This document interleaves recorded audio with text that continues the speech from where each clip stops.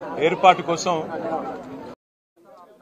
రాష్ట్ర ఏర్పాటు కోసం పోరాటాలు చేసే క్రమంలో ఉద్యమం తీవ్రంగా నడుస్తున్న సమయంలో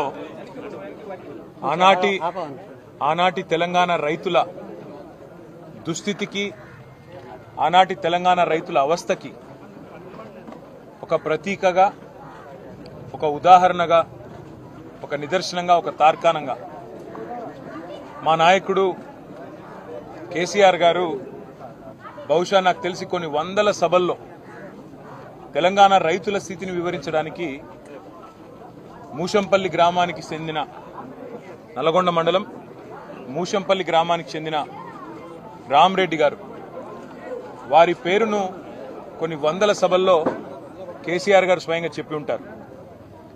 రామరెడ్డి అన్న ఇంటి పేరు అందరు మర్చిపోయినారు. బైరెడ్డి రామరెడ్డి ఇంటి పేరు ఎక్కడో పోయింది, ఇప్పుడు బోర్వెల్ రామరెడ్డి అయింది.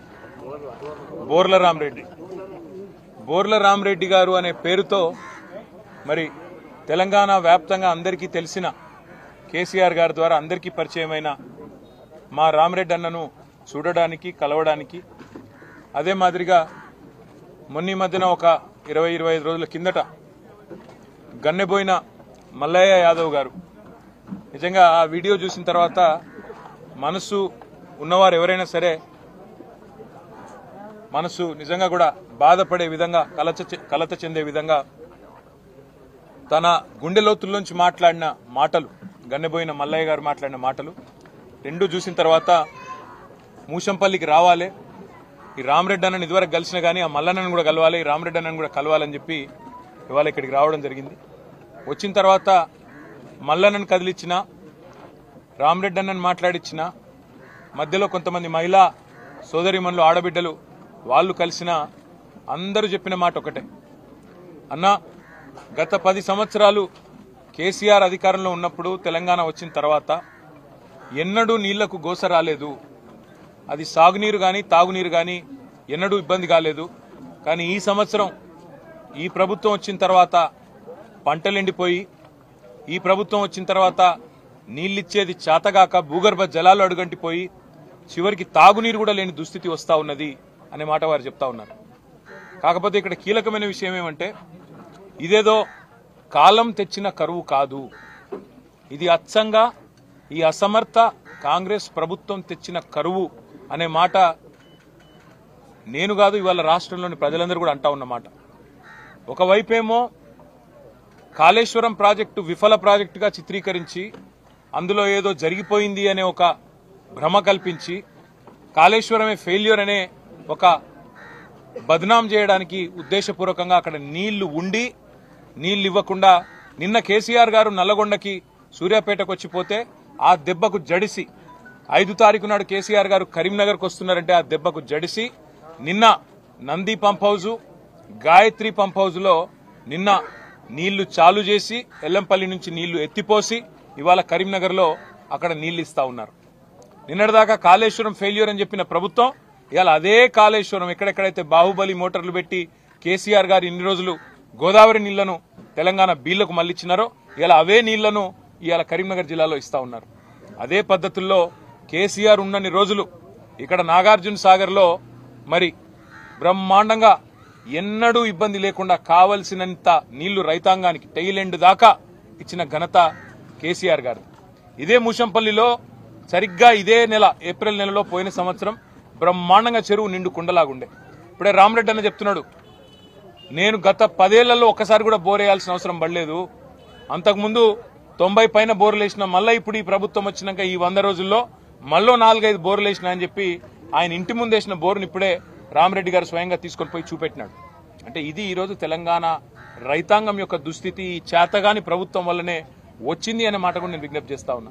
ఇవాళ ఒక మంత్రి గారు అంటున్నాడు, వ్యవసాయ మంత్రి, ఇది కాలం తెచ్చిన కరువు అంటున్నాడు. అయ్యా మంత్రి గారు, ఇది కాలం తెచ్చిన కరువు కాదు, చేతగాని నీ ప్రభుత్వం, చేతగాని కాంగ్రెస్ తెచ్చిన కరువు, 100% నీళ్లుండి ఇవ్వలేని అసమర్థ ప్రభుత్వం తెచ్చిన కరువు. మీకు 110 రోజులు సరిపోలేదా? మూడు పిల్లర్లలో సమస్య వస్తే 3 నెలలు సరిపోలేదా? సమస్య రెక్టిఫై చేసి దాన్ని సరిదిద్ది నీళ్లిచ్చేదానికి సరిపోలేదా? నిజంగా మా జగదీష్ రెడ్డి గారు చెప్తా ఉంటే నేనేమో అనుకున్నా, 100 రోజుల్లో నిజానికి 100 టీఎంసీలు లిఫ్ట్ చేసే అవకాశం ఉండే, పంటలు ఎండిపోకుండా చూసుకునే పరిస్థితి ఉండే. కానీ ఇరాల ఈ కాంగ్రెస్ ప్రభుత్వం కేవలం కేసీఆర్ను బదనాం చేయాలి, ఏదో ఒక చేసి మళ్ళీ ఒకసారి ఆ ప్రాజెక్టు విఫల ప్రాజెక్టుగా చూపెట్టాలనే ఒక చిల్లర తాపత్రయంతో ఇవాళ ఈ రకమైన పరిస్థితి అవస్థ రైతాంగానికి తీసుకొచ్చిన మాట వాస్తవం. అందుకే రాష్ట్ర ప్రభుత్వాన్ని నిన్ననే మా నాయకుడు కేసీఆర్ గారు డిమాండ్ చేసినట్టుగా మేము డిమాండ్ చేస్తా ఉన్నాం. ఎకరానికి ఎక్కడెక్కడైతే పంట నష్టం ఇవాళ లక్షల ఎకరాల్లో జరిగిందో ఎకరానికి 25,000 రూపాయలు పంట నష్ట పరిహారం చెల్లించాల్సిందే. తప్పకుండా ఇది మీరు తెచ్చిన కరువు, మీరు తెచ్చిన సమస్య, రైతాంగానికి ఇది మీరు పెట్టిన తెచ్చిన దుస్థితి.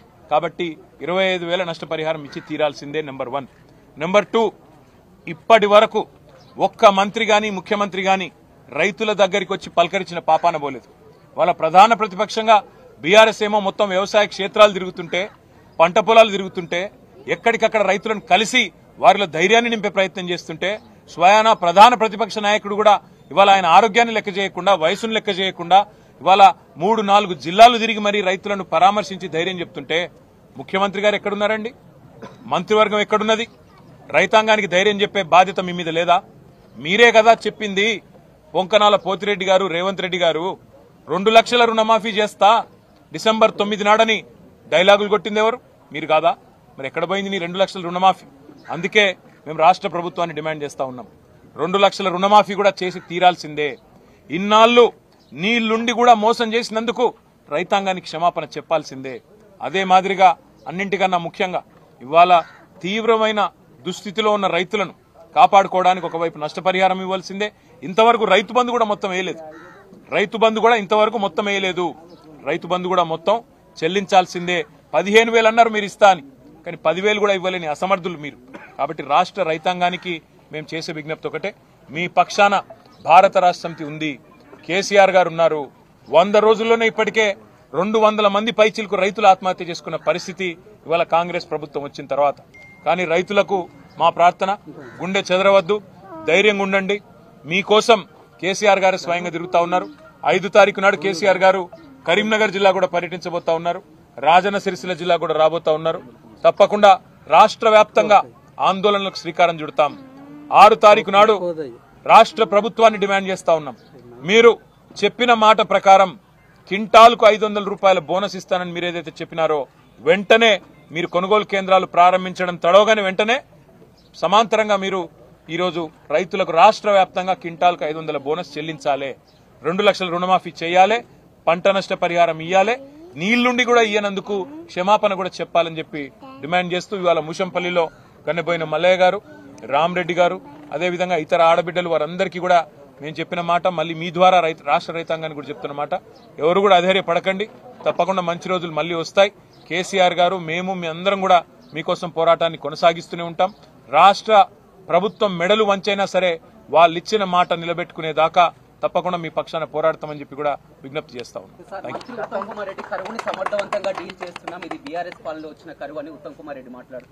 ఉత్తమ్ కుమార్ రెడ్డి గారు ఇంకో మాట కూడా అన్నారు, కరెంటు పోవడం లేదు రాష్ట్రంలో ఒక్క నిమిషం అని కూడా మాట్లాడినారు. స్వయాన రేవంత్ రెడ్డి గారు కేశవరావు గారికి కండువా కప్పడం పాపం. ఎందుకంటే రేవంత్ రెడ్డి గారికి రైతుల కష్టాలు పట్టవు, రాజకీయ చేరికల్లో బిజీగా ఉన్నారు. ఇవాళ ఎక్కే గడప దిగే గడప అన్నట్టు రాష్ట్రంలో ఎవరు పార్టీలో చేరతారంటే పాపం ముఖ్యమంత్రి బాగా ఖాళీగా ఉన్నట్టున్నారు. వాళ్ళ ఇళ్లలోకి పోయి మరీ కండువాలు కప్పుతా ఉన్నారు. ఆయన కేశవరావు గారి ఇంటికి పోగానే అక్కడ కరెంటు పోయింది. ఇది నేను చెప్పడం కాదు, రాష్ట్రం అంతా చూసింది, టీవీలో కూడా వార్త వచ్చింది. కాబట్టి కరెంటు పోతున్నదా ఉంటున్నదా, కేసీఆర్ ఉన్నప్పుడు నీళ్ళు ఎట్లుండే, కేసీఆర్ ఇవాళ రేవంత్ రెడ్డి గారు కాంగ్రెస్ వచ్చినాక నీళ్ళు ఎట్లుంది, కేసీఆర్ ఉన్నప్పుడు కరెంట్ ఎట్లుండే, ఇవాళ ఎట్లున్నది రాష్ట్రంలో అందరికీ కూడా తెలుసు. ఉత్తమ్ కుమార్ రెడ్డి గారు ఎంత బుకాయించినా ఎన్ని చెప్పినా వాస్తవాలుగానే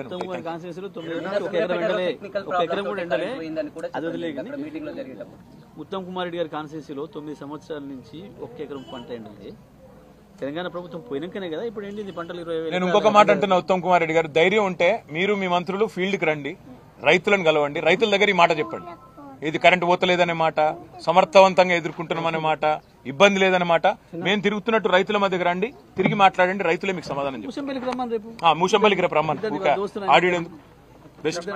ఓకే, థ్యాంక్ యూ అన్న.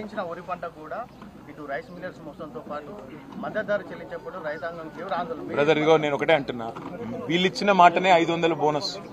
అది బోనస్ నిజంగా చెప్పినరా బోగస్ ముచ్చట్నా తేలిపోద్ది. ఇప్పుడు తప్పకుండా ఈ రాష్ట్ర ప్రభుత్వాన్ని మెడలు వంచేదాకా, వాళ్ళ మెడలు దించేదాకా, రైతాంగం కోసం ముందుకొచ్చేదాకా మా పోరాటం కొనసాగుతుంది.